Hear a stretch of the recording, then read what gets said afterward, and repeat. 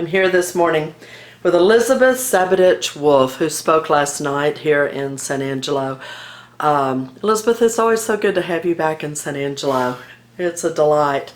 I think from thinking back on some things you shared last night, where I'd like to begin our conversation today is your journey in watching the change that's going on in Europe has been, what, maybe about 10 years in the making?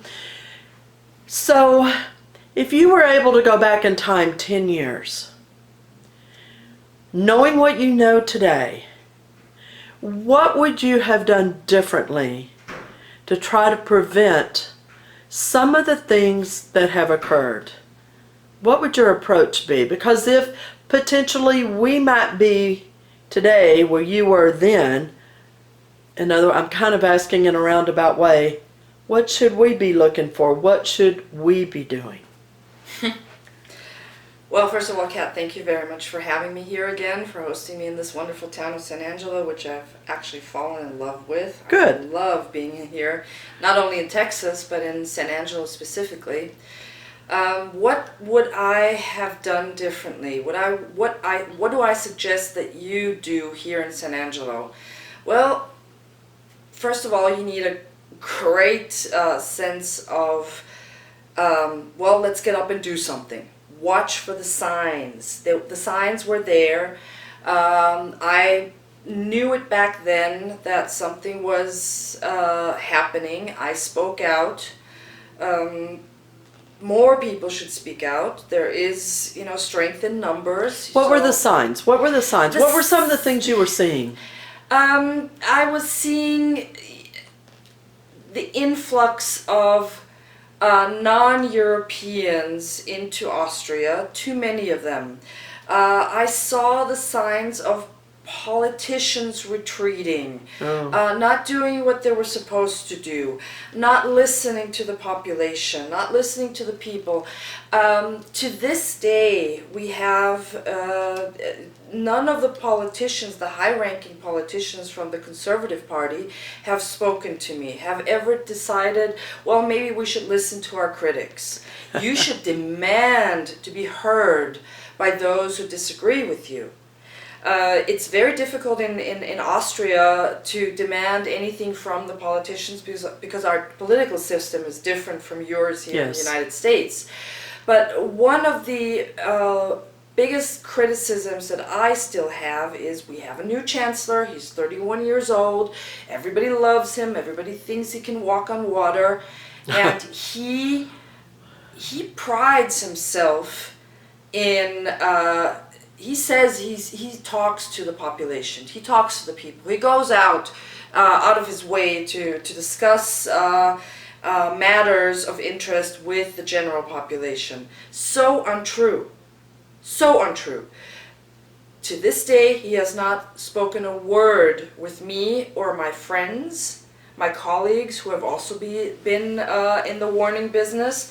So yes, to answer your question, you need to demand to be heard by your critics. You don't need to preach to the choir.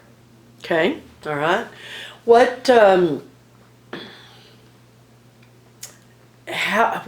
do you tell people? How do you help them understand that there's really something happening?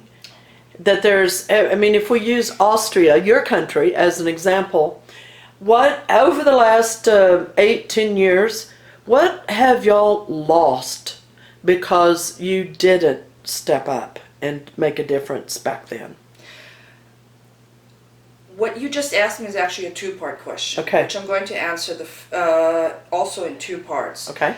The first part is, how do I approach the topic? How do I talk to people? Well, there's a difference between talking to people prior to 2015, when the Great Migration began, in the influx of the so-called migrants into Europe, and afterwards. Before the Great Migration crisis, you could hardly broach the subject. It was very difficult. People after the Great Migration crisis have started to wake up, and you can see that they voted for a change in government. That's Yes. how it manifested. This problem manifested itself in a new government. When I talk to the people, to ordinary people, also my extended family and my husband's family, they always tell me, well, we knew all of that, and you actually had said this first, before anybody around us started talking about this. And you were right, and we always thought you were a little wacky in the brain and off off the course and off the charts and too crazy. And usually, and then the discussion starts, and then I ask myself, now, well, it's too late now, isn't it? Should have said something. Yeah. It's too late. It really is too late. I'm not very optimistic that this problem is going to be solved anytime soon, especially because demographics is just against us. I mean, whatever we do, if we stop all the migration coming in right this second, whether it's into the United States or into Europe, it's still going to explode. The problem is not solved just by closing the borders. So that's number one. Number two is what we have lost in Europe and in Austria in particular is freedom of speech. It's simply not there anymore. It's gone. So help us understand. What you always say that you enjoy so much being here in the States because you can speak freely.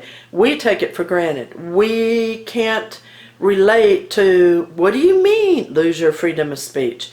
Help us understand that concept. Well, it's very easy. I don't talk about certain topics in public.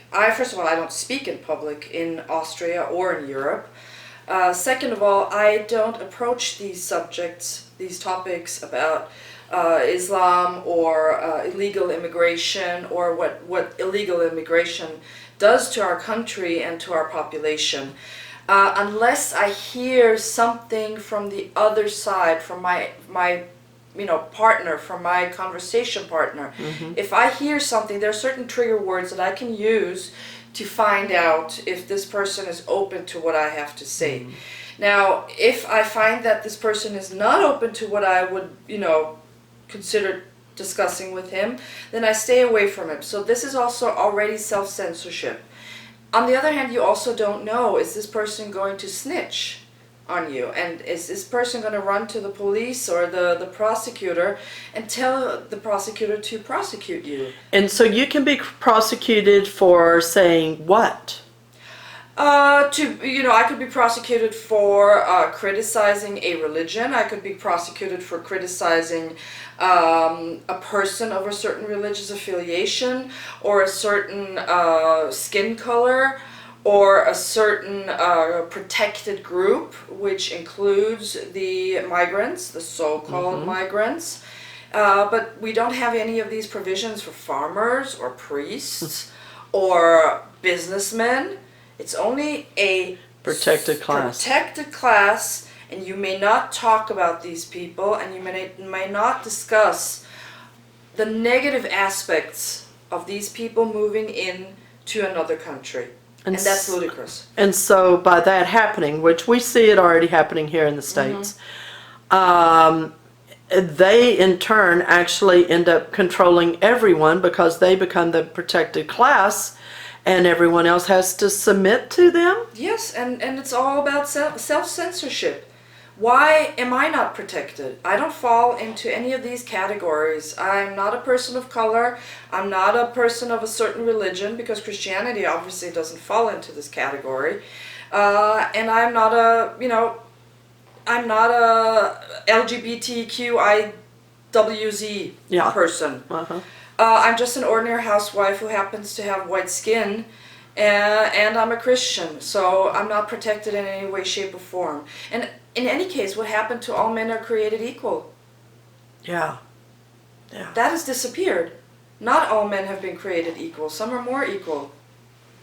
So, in your country at this time, what can be done to regain the Austria we as Americans still picture in our minds? It was interesting, you were showing us pictures last night of different buildings of from a few years ago and then what they look like today. And the difference was very stark because a lot of the beauty had been removed and barriers and poles and safety things had been put up to protect why? I mean, so obviously there's an issue of safety that's occurring, and it's going to start happening here. It's going to start happening here, and this is the reason I'm here in the United States. I keep, for many, many years, I have been telling Americans, ordinary Americans, and also members of Congress, that this is happening, this is taking place, and it's going to come to the United States. It will happen for sure. If you don't get up and do something about it while you still have the opportunity. Because, as I always like to say, if America falls, there's no place for anyone to go. You are the beacon of light. Yes. And if your light is extinguished, there's no hope for the rest of the world. So, we want our Austria back, but I'm not very optimistic, not very hopeful that this is going to be happening anytime soon. Many people, even outside of my immediate group, share this sentiment that there's going to be some form of civil war, probably something that we've never seen before. It's not going to go away peacefully, this problem, because it's not midnight, it's 5 minutes past midnight, and the politicians, our elected leaders, simply did not want to see the problem. And why am I not optimistic? Just this morning I read on Austrian news that Slovenia and Croatia are warning that there are 50,000 plus migrants waiting to come across the borders again. So I'm very sorry that I am not an optimistic person, but what is going to happen with these 50,000 people? Out of those 50,000 migrants or refugees, as they're called and referred to, are they families with children, or are they typically 20 and 30-year-old men? Well, that's the frightening part of this migration crisis, that we have had an influx of so many young men who were just, they were so persecuted that they had to leave behind all their family and their children. Yeah. So it makes you kind of wonder, and there's not a lot of women, and there's this, where are all the women and the children? There are a few, of course, I'm not going to say it's 100% young men, right, but I would say it's 90%. That's huge. That's a huge amount, a huge number of young men. And the changes, these young men are looking for something very specific. And German girls are paying the price, the ultimate price. And if parents and other supporters talk about this tragedy, Yes. I showed you slides yesterday of the young girls that have been mutilated and raped and drowned and stabbed and just horrible. Then these parents are called racists, and those who demonstrate for this, protesting this tragedy, are branded racists and Islamophobes and called all sorts of names, and they lose their jobs and their livelihoods. Something is so fundamentally wrong in our society that it's mind-boggling. So I'm sorry, Kat. Is there really any sense that this will, go down without any bloodshed? No. When you talk about civil war in your country, are there citizens that you feel will rise up, like in a militia, to fight against what's going on? You see, that's what I'm afraid of. That we saw what happened back in the late 1930s when Austria was occupied by Hitler's Germany. And many of the Austrians, a lot of the Austrians, took very high position within the Nazi Party and started, they were the cruelest of them all. Mm-hmm. So I'm afraid, these people, they are so suppressed. It's like a pressure cooker. Oh. So I'm concerned, I consider myself the sane voice in this. And what's going to happen is if this pressure cooker explodes, you're going to have the cruel people rise to power, and not people like me who are nonviolent, who have been warning about this for a decade now almost. And this is what I'm afraid is going to happen. So it might not be civil war. We might not even have the right word for it. We might have to coin the word in the future. But for lack of a better term, we'll call it civil war. It might be something completely different. So if you look at history, you should learn from history. And if I look back at the worst of the worst rising to the top during the National Socialist era, unfortunately, many of the Austrians who occupied the high positions in the terror regime. Mm. So, those that are trying to speak out, such as yourself, you commented that you don't speak much in your own country now. You tend to come to the U.S. to warn us and potentially other countries, and I know you work with various organizations trying to assist them in getting the word out to other places. What happens to those that do speak out in your country? What happens? Many of those who speak out will be ostracized. They might be taken to court. In the UK, you can now be jailed for criticizing Islam. You will be applauded for criticizing Christianity. When you say jailed, I believe that's like 6 years or so. 6 years of jail Yeah. for criticizing an ideology. Yeah. Now imagine if this had happened in the 1930s. We would still be living under National Socialist rule. We need brave men to step up and say, I might lose my job, I might lose my livelihood, but what is it worth it? Is it worth it if I lose my freedom of speech, my freedom of movement, by going to jail? I mean, I'm not calling people to do that, but you have to find, you plural, you in Europe, you in the United States, you have to find a way of making this work for you. Mm-hmm. You don't have to do it yourself.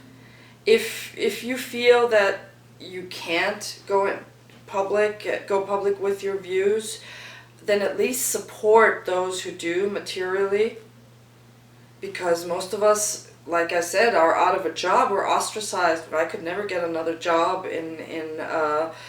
not even at McDonald's, because if you Google my name, you'll find that I'm a person that the establishment doesn't really like, and I include McDonald's in this establishment. But at least support those. I mean, nobody's saying that we need all the people in the street. Do what feels right. Yeah. Write letters to your congressman. Write letters to your local elected officials. Talk to them. Volunteer. Volunteer for Roy White's Truth in Textbooks project, which I think is so important. Yes, yes. There's so many ways to support this growing movement to reclaim our freedom of speech. You don't have to go out there and lose everything. I think from what you're saying, the key word that we haven't used is the word truth. That's the issue at the heart of it. That people are not wanting to hear the truth, because then they'll be accountable for it, have to make a decision, yes. And it's easier to ignore, pretend it's not happening, because then their little bubble won't burst. Well, the bubble will burst. Yeah. I can guarantee you. Eventually, one yes. way or another, the bubble is going to burst. Yes. But the question is, are you going to be proactive? Are you going to be able to deal with this bubble bursting, or is it going to be a surprise, and is it going to overwhelm you? Mm-hmm. I'm always a proponent of being prepared for everything. Yes. So if you think you'd rather live in a bubble, think again, it's going to burst.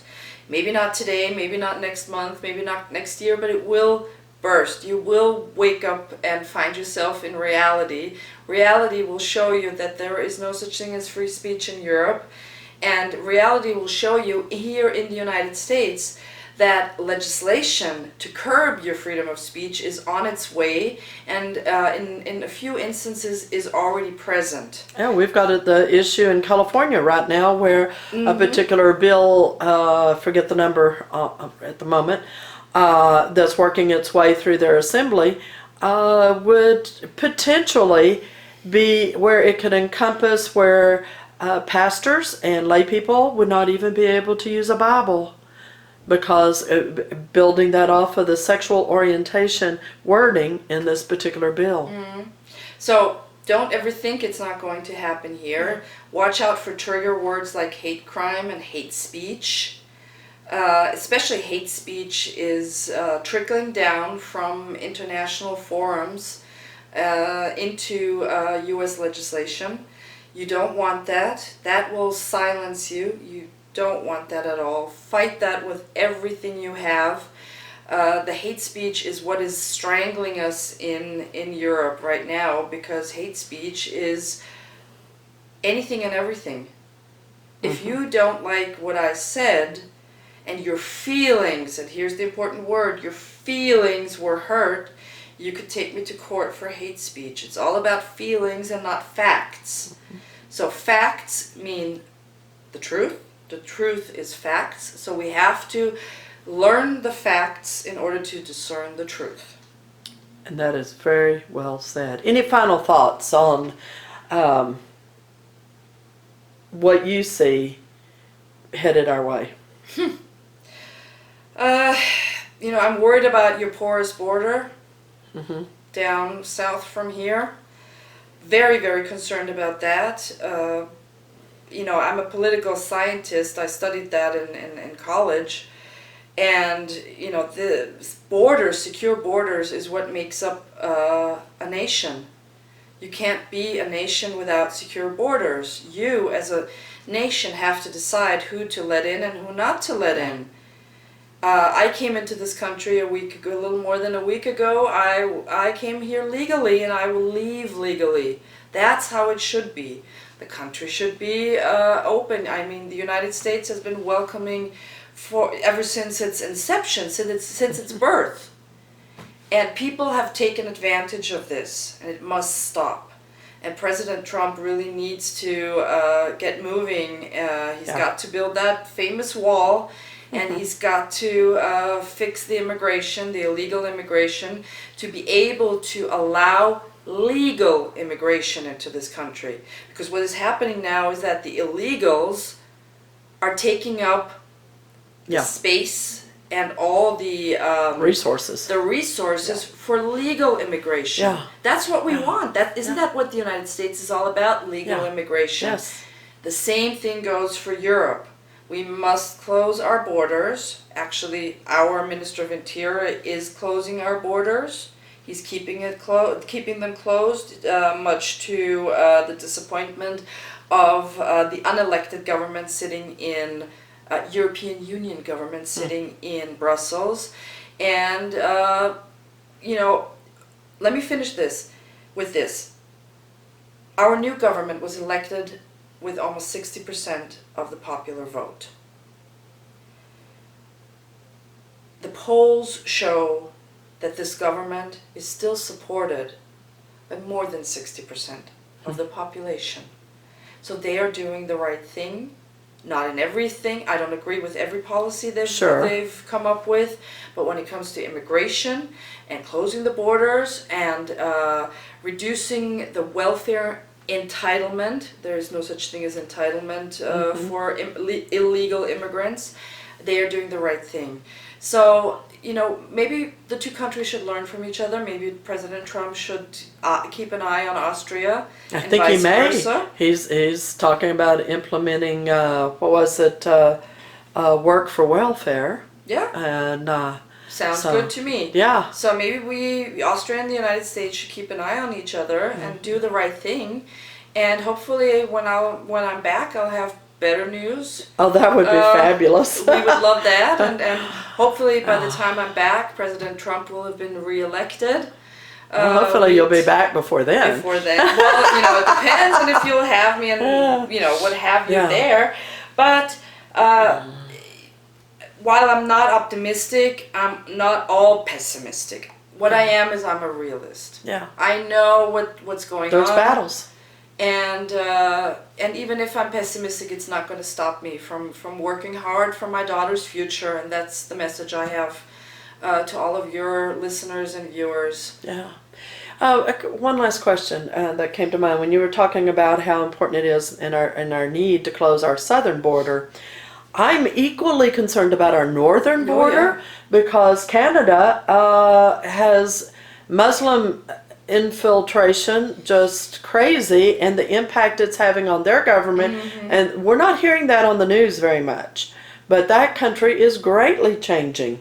And that nice little northern border, I'm very concerned about. Any additional thoughts on that? Well, it's borders in general. I was focusing on the southern border because that's where the real crisis is going on, but I'm not excluding the northern border. I mean, all borders should be protected. Yeah.